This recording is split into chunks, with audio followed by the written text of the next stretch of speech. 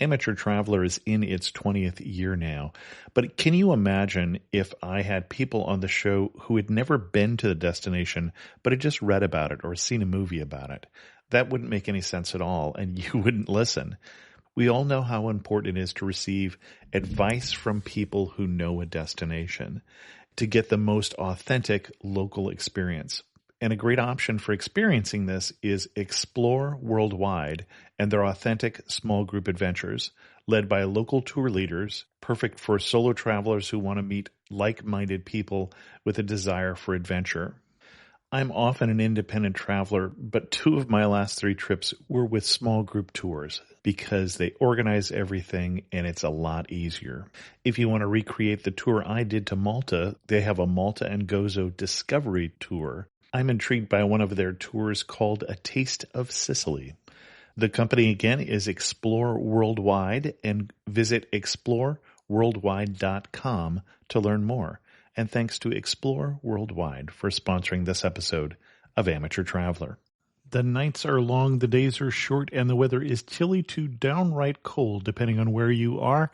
It's a good time to slip into a Quince iconic Mongolian cashmere sweaters, which start at only $50. You can treat yourself to everyday luxury at an affordable price with Quince.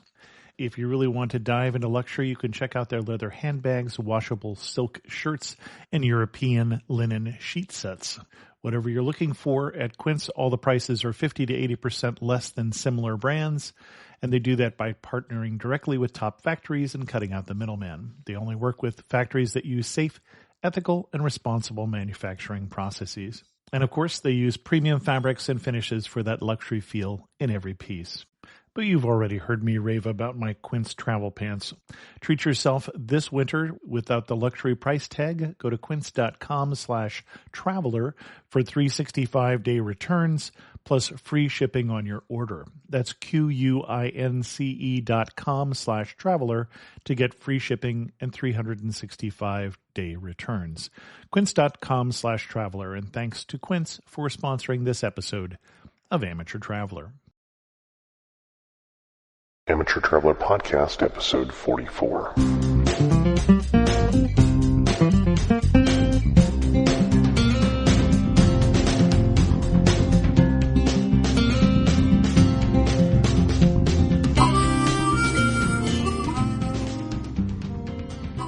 Welcome to the Amateur Traveler Podcast. I'm your host, Chris Christensen.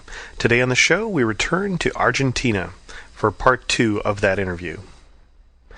This episode is brought to you by HotelBook.com, the official site of independent hotels worldwide. HotelBook.com. Stay your way. Stay independent.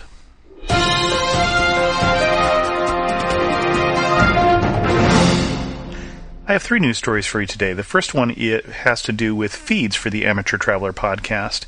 If you didn't hear a jarring short announcement this week on your podcast feed for the Amateur Traveler, that's good news. That means you're on the correct feed, because those people who are on the feed using Fruitcast, which I've been talking about trying to get people off of for a while, are in for a rude awakening, because Fruitcast sent me an email saying they are shutting down their site for the summer, trying to basically retrench and start again.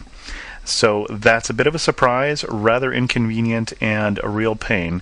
So if you have friends who wonder why the Amateur Traveler Podcast has gone away, it might be that they didn't even get the announcement before that site got shut down.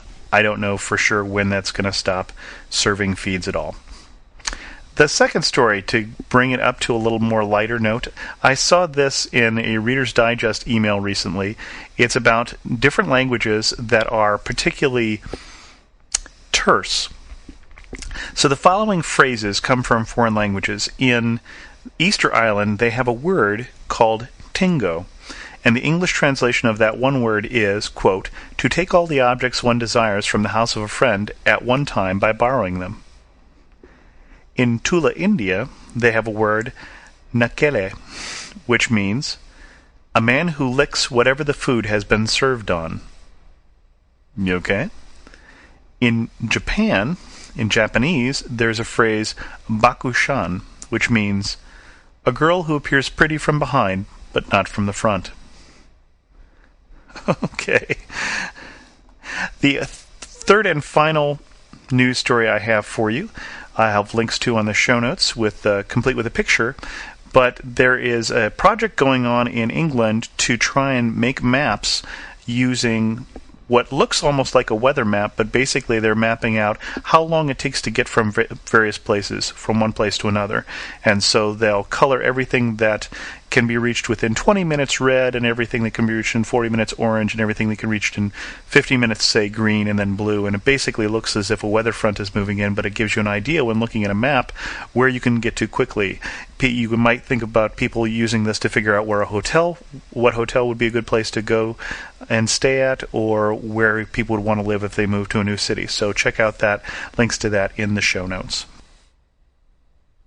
This show will be part 2 in the interview with Jim, who's come back from a trip to Argentina. For those of you who didn't hear part 1 covered Buenos Aires, Tierra del Fuego, Cape Horn, and Patagonia. And now here's part 2. Just the town of Calafate was it's a planned town that hasn't quite grown into itself yet. So it's still small. It's a small town of about 15,000, but they have the roads in for about 50,000. They have their own little ecological double lagoon there right next to Lake Argentina. And so Sue and I were able to go out and spend a whole morning out there looking at all the different birds. And the amazing thing was that two things really surprised me about the bird life there in Argentina. Number one, there were flamingos there. Imagine flamingos in Juneau, Alaska. That's pretty much the latitude that you're in. Sure. And our mindset is flamingos are in Florida, right? Nowhere else. Well, there were flamingos all the way down to Cape Horn. I mean, they live all along the coast there, and even in Buenos Aires. And the other thing is penguins in Brazil.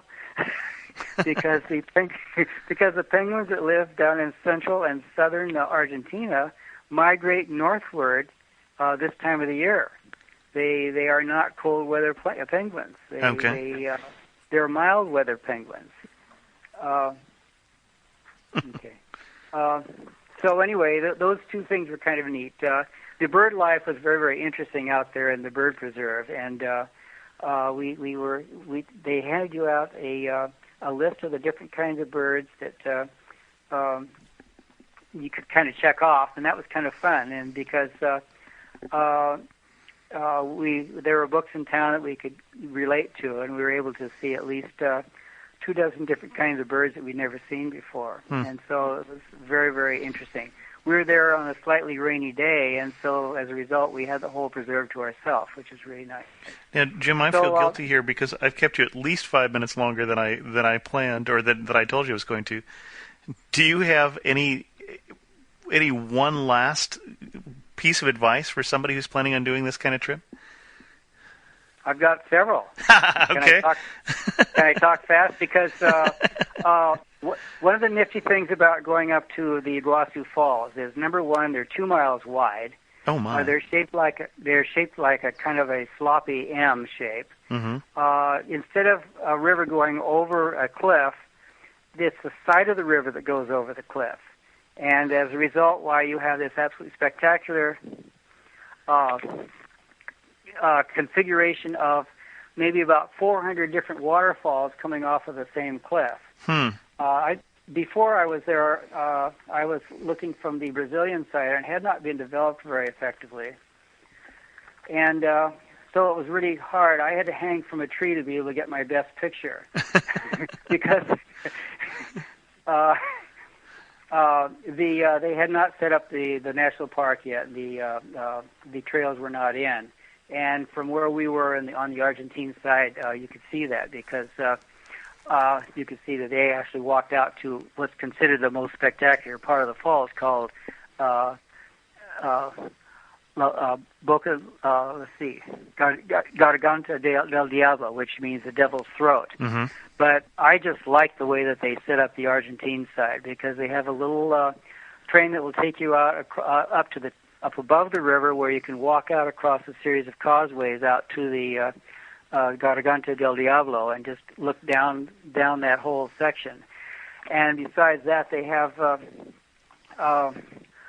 they've got catwalk-like trails that keep the people out of the jungle and off the slippery rocks.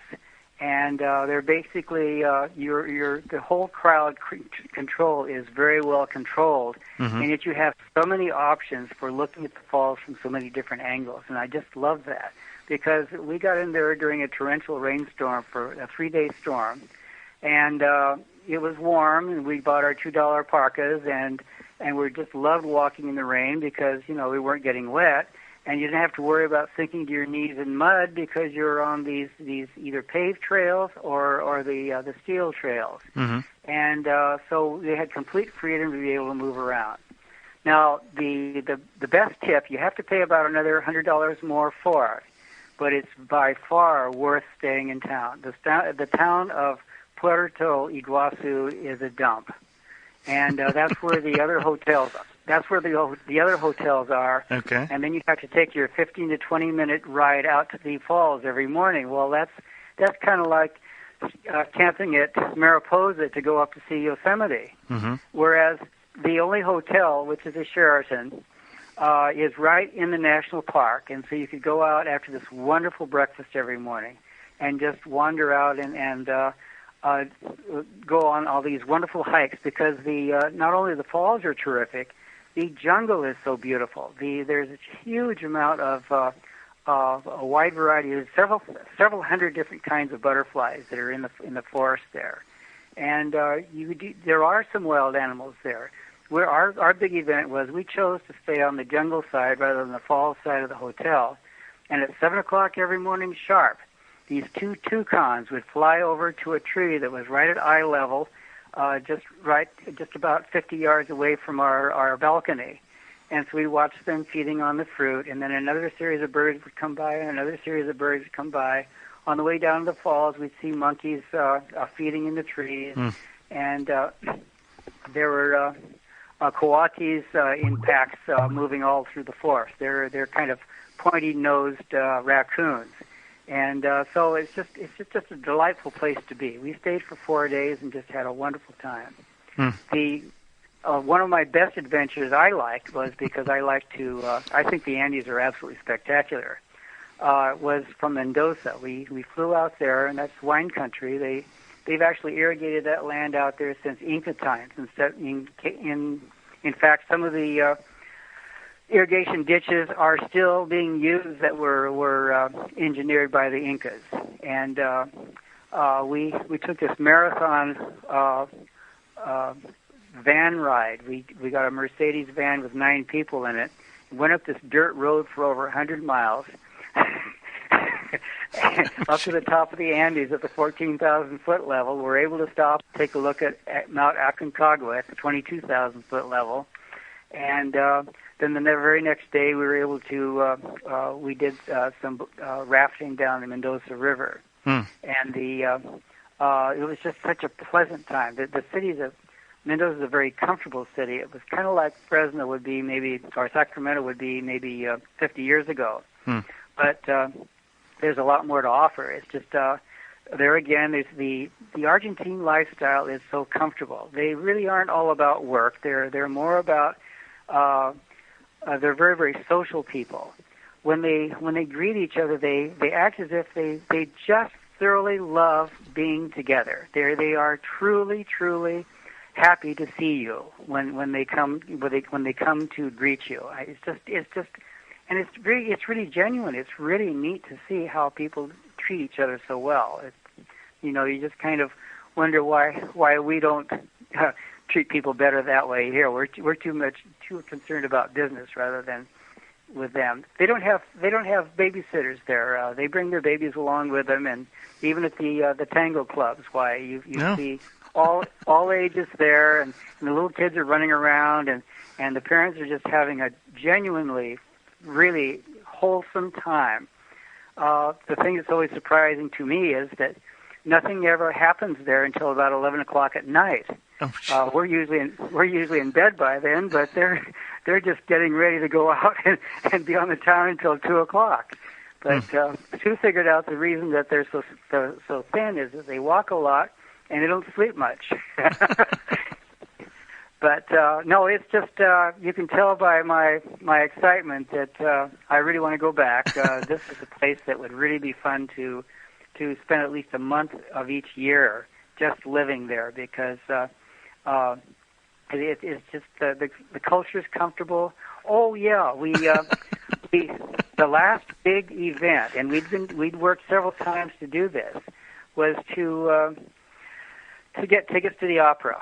Oh, well, okay. Uh-huh. We had to. We were La Boheme was the first opera of the season. This was their fall, and they were having the season was just opening.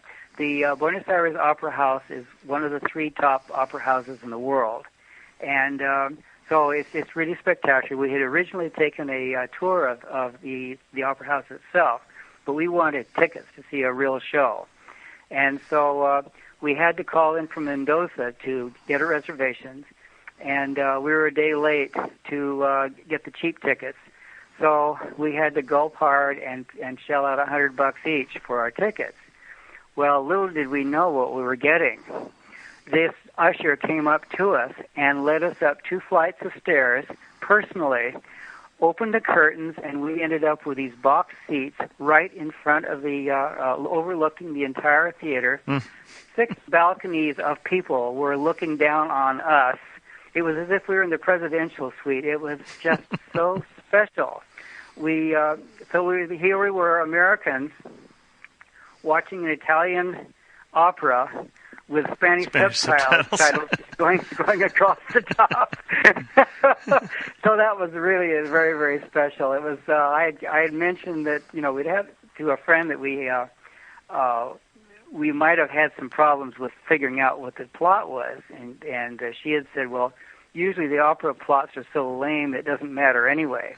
And she was right, because we did get there in time to be able to read the overview of the program, and we found out that basically it's 2 couples were meeting in a cafe, and they were just simply saying how much they love their lovers. And wasn't life great? Even though we're dreadfully poor, it's just wonderful to have love around us. The end. It sounds better than it. There's a very, very famous aria that comes out of that opera, and we just were rolling in the aisle, because the translation was, she wasn't proclaiming her love for her boyfriend. She was complaining about how much her feet hurt. So anyway, that's Argentina. It's a place. It's worth getting there. It's kind of pricey to fly down, but the government spent a lot of money to have the hoteliers refurbish all the old hotels in downtown Buenos Aires. Since the landscape is not particularly interesting, the thing that the Argentines have made interesting is the fact that with all this huge money brought in from Europe during the Victorian age, you have these absolutely gorgeous buildings, one block after another, after another, after another. There must be maybe 5 square miles of these absolutely elegant 4-, 5-, and 6-story buildings in which they've gutted out the buildings and built new shopping centers inside, or new office structures, and many of them are still empty. But it's just you just think, where did all this money come from? But it was, during the Victorian age, why it was the end of the colonial period for all the European colonial powers, and all that money ended up coming to either the Midwest of the United States or down to Argentina, and it shows, because the downtown is just really very elegant. We enjoyed spending every evening in Buenos Aires just walking along the pedestrian streets called Florida, and we just could never ever understand where did all these people come from. The specific city of Buenos Aires is a district. It's kind of a district federal of 3 million people, surrounded by 9 million people in the state of Buenos Aires. And so you have 12 million people living there. And it just amazes me that, it's like coming out of a Stanford football game every single hour of the day. I mean, there are just thousands of people on that street, and there's live music, and there are tango dancers, and there are acrobats, and there are just all kinds of things going on all the time. So it's very, very entertaining just to wander up and down the street in the evenings. So that was our evening entertainment most of the time.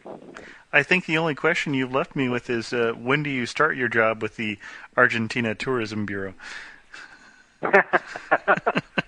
Well, actually, I'm going to spend some time going back over to AAA. My agent has been out of the country all this month, so I haven't had a chance to get back to her yet. But for all the connections that we had to make, there was only one mishap, and then one sort of incident that wasn't particularly pleasant. This guy wanted to sell me a tour, and I wanted to go to the bathroom. But other than that, it was seamless. It was just very, very well organized, and we actually came back with at least $3,000 because the food was so wonderful, and it was everything. It was the same price as here, divided by 3. Oh my! I mean, we went out last week and had a $21 meal, and we paid $21 for it. Right. And there it's a 21 peso meal, and that's basically $7 for 2. And that includes the main entree, vegetables, wine, coffee, and dessert. All for $7 each. And that was consistent throughout the entire country. It was just the food was always was very, very well prepared. It was just you had fresh food all the time. The quality was high, and the service was excellent. You had professionals serving you. They knew what they were doing. These weren't college students. These were professionals, and they were really good. So they just made dining just a real pleasure. One of the last really special times that we had was we went up to San Isidro, which is a suburb of Buenos Aires, and from there took the train to the Delta. You have these 2 huge rivers, the Paraná and the Paraguay River, coming together to form the Rio de la Plata. And there are 5 other little rivers coming at that same place. So you have this labyrinth of channels. And the city people have built their cooler homes out there on the Delta, but there are no roads out there. So you get around to your little houses by water taxi. And so we got these really good tips from the tourist bureau there at Tigre, right there at the boat docks. And so we wanted to do some walking around one of the islands, and then we also wanted to eat. Well, as it turns out, the water taxi is a great place to meet people, and so we got some good tips on where to eat and where to walk, and we just had an absolutely spectacular day. It was the weather was good, the walking was fun, and we made all of our connections, and using the water taxi was a very, very viable way of getting around, and the attendants were very helpful. You just simply imagine this, get on a boat and tell them where you want to go. Every dock had a name. And they would remember. And whenever they came to your dock, they yell out the name of the dock, you get off, and they'd be gone. And within an hour, they'd come back and pick you up and take you where you wanted to go the next time. And it was all for less than $1. Oh, gee. And so it was just, it was just so cool. And I was just amazed. When we got back into Buenos Aires, we could not find any postcards of Tigre, where all these waterways were. And I'd say that would be the hottest tourist place to go if you're going to Buenos Aires, because the tourist spots around Buenos Aires, it's a wonderful place to live in, but there's not a whole lot to see, because except to just be there among all these beautiful buildings be there on Florida Avenue where all the action is. Enjoy the wonderful food, enjoy the friendly people, and they have a good promenade out there where the old shipping channel used to be. We actually had fun because I like to buy real estate, and so we went and looked at some condominiums that were going up. They're building a whole new city, kind of like the South of Market of San Francisco, where they had this old, they destroyed the old port completely. And so they had about 2 square miles of land there between the shipping channel and the Rio de la Plata, which is right next to downtown. And so you have all this new high-end living within half a mile of walking distance to where the downtown businesses are. So it's a very, very desirable neighborhood. And they were selling these condos, 50-story condos for about $600,000 each. The only problem is it's 30% down, 30% of 60,000, 600,000, and then they want the rest of it paid back in 30 months. Oh my! So basically, what they're talking about is you bring your own financing, because in an economy where they've had hyperinflation for 50 years, they don't give loans. Oh, sure. Because they wouldn't be worth anything by the end of, say, the year, because they've experienced at least 100% to 200% inflation per year for the last 50 years. Oh my! So it's just it's really a horrendous situation. Things seem to be kind of under control.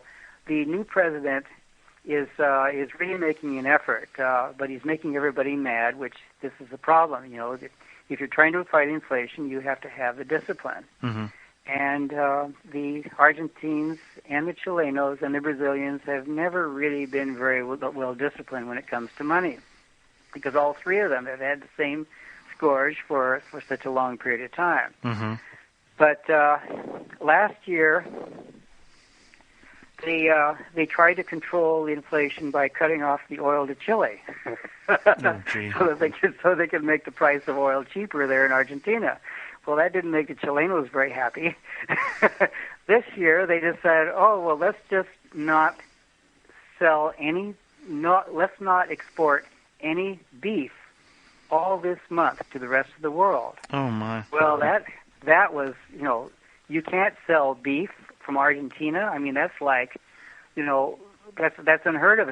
The country used to be a one-product country, right. Beef, and for them not to be able to sell it, why, that would destroy all of their relationships around the world, because if you can't be reliable, then we're not going to buy from you anymore. Mm. So anyway, that was the discussion that was going on down there. Another business angle was almost created a huge controversy while we were there the whole month, and it hasn't been settled yet. It indirectly affects Walmart, of all places. Probably one of the reasons Walmart is successful is because they were the first of the merchandising people to plug into the world market. Sure. They are building a the people that they're going to be contracting with are building a $1.2 billion paper factory on the Uruguay River. And Argentina originally had the plan, but somehow the negotiations broke down, and so they went across the river to Uruguay. Well, the thing is, the site happens to be at one of the most popular river water resorts in all of Argentina. And you don't want to have a paper factory across the river from where you are, because it stinks to high heaven, right. and they pollute the water. And so the only real access to this paper, to building the factory, was through Argentina. Well, when we were there, they closed the roads to the plant, so they couldn't get the factory there, and they were talking about war. And the thing that amazed me is, with issues like this, usually you'll have the diplomatic corps negotiate and try to work out some kind of agreement. Oh no, it's the presidents had to sit there and talk to each other, and they banded things around all month, and they were able to open the road back again, but it still hasn't been resolved. So it's I'm when I was first there, they were talking about an ABC world market, a common market for at least the southern part of South America. Mm-hmm. But that talk is always cheap in Latin America. They just love to talk things to death, but they don't do a whole lot about it. I think with that, Jim, I probably, before this turns into a 3-part episode, I probably need to wrap us up. Anyway, times are ripe now, and it looks like things are going to be improving, and that's good news for everybody. Thank you so much for being on the show and sharing your experiences, and I really appreciate you coming on. Okay. Well, we'll talk to you later then. Thanks very much. Bye-bye. Bye-bye. Well, I'll say this. If Jim starts doing tours of Argentina, I want to go with him. That man has an encyclopedic knowledge of the country, and I really appreciated him being on the show. And if you don't think he could have done that for a couple more hours, I think you are mistaken. So I appreciate that, but I didn't want to become the Argentina all the time show. I'll put some links on the show notes to other Argentina resources that I've found, and you can take a look at that at amateurtraveler.com. There's one piece of news that I forgot, which was interesting. I was looking at the who sends traffic to the amateurtraveler.com site and saw that there was traffic coming from time.com. And it turns out the Discovery Channel, which is a Time property, is doing a show coming up in June on Egypt. And out of all of the resources on the web on Egypt, they chose to feature 5 different links, and one of them was the Amateur Traveler episode on Egypt. So that was good news. I put that up in the discussion boards right away as soon as I saw it, for those of you who follow the Amateur Traveler discussion boards. So I thought you might be interested in knowing that. Speaking of discussion boards, feel free to go over to amateurtraveler.com/board and post your comments on this episode or ideas for future episodes, your travel stories. Check out where I post travel contests in case you can't afford travel but really want to. I also got an email from Andres from Hungary, who's planning on coming over to the U.S., and part of his tour he's planning on recreating some of the Bryce, Antelope Canyon, Zion, Grand Canyon that I talked about way early on in the show, and he had some specific questions in terms of details about that trip that I'll put the answers to on the discussion board so everybody else can see them. With that, I'd encourage you to tip your waiters and try the veal, and don't forget to vote for this podcast at Podcast Alley, at Yahoo Podcasts, at Podcast Pickle. I had a chance to meet P. Dilly, or the man behind the Podcast Pickle, on Second Life recently. Again, if you are on Second Life, check me out. I did put my Second Life name up on amateurtraveler.com. It's Chris 2X Pankhurst. And I have a little flat that I've rented in P. Dilly's Podcast Island, and if you have no idea what I'm talking about, just drop me an email. I'd be glad to explain it. Again, the email to contact me is host@amateurtraveler.com. That's all for this episode of the amateurtraveler.com. Thanks for listening. This episode was brought to you by HotelBook.com, which features nearly 5,000 unique and independent hotels in more than 140 countries. Whether it's a resort, a cabana, or a castle, HotelBook.com invites you to stay your way and stay independent. Visit HotelBook.com to see the latest destination deals with rates from $60 a night.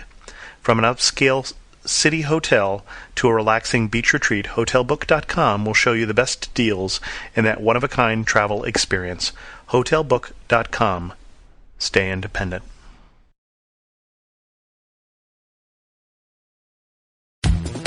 The best and the brightest, served up daily by the sharpest minds in content delivery, Pod Show and Limelight.